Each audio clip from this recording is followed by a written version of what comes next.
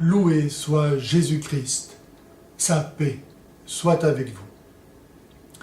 Du fait que Allah a décidé de toute éternité qui serait sauvé et qui serait damné, dans sa souveraine liberté, en sorte que l'homme n'y peut rien changer.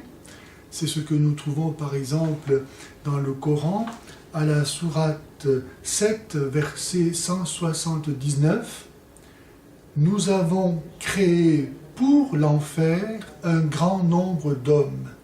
On trouve la même chose à la sourate 7 et au verset 186, ou bien à la sourate 6, verset 125. Dieu ouvrira pour l'islam le cœur de celui qu'il voudra diriger. Il rendra par contre resserré, étroit, et comme s'efforçant de s'élever en l'air, le cœur de celui qu'il voudra égarer.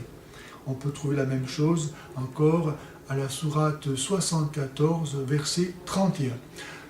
Donc un musulman ne peut pas savoir s'il ira au paradis. Tout cela dépend uniquement de la volonté d'Allah.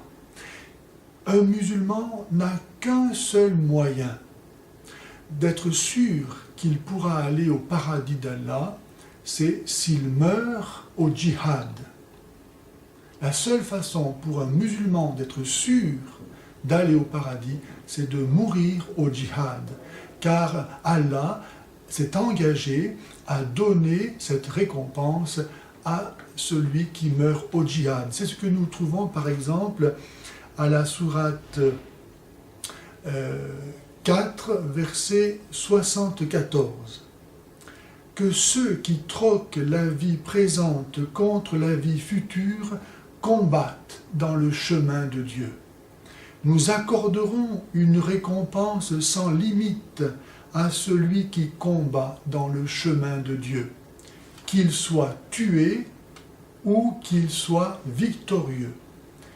Il n'est donc pas question d'un combat ascétique, comme cherchent à le faire croire les tenants d'un certain islam. Le Coran ne parle pas de petit djihad et de grand djihad. Il parle d'être tué et de tuer, physiquement. Ou bien on peut voir à la sourate 4, verset 101, la rétribution de celui qui sort de sa maison pour émigrer vers Allah et son prophète et qui est frappé par la mort incombe à Allah. Allah se porte garant de donner sa récompense à celui qui meurt au combat pour lui.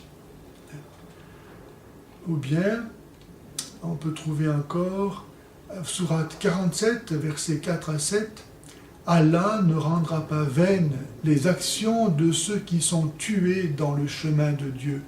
Il les dirigera, il les réformera, puis il les introduira dans le jardin qu'il leur fait connaître. Oui, je suis avec vous, dit Allah. Affermissez donc ceux qui croient.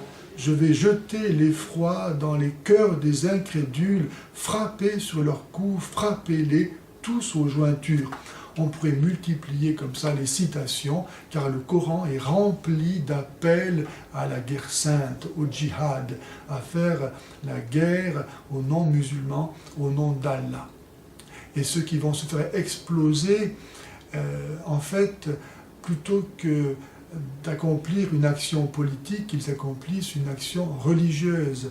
Ils font cela pour aller au paradis. Que celui qui a des oreilles pour entendre, que celui qui peut comprendre, qu'il comprenne.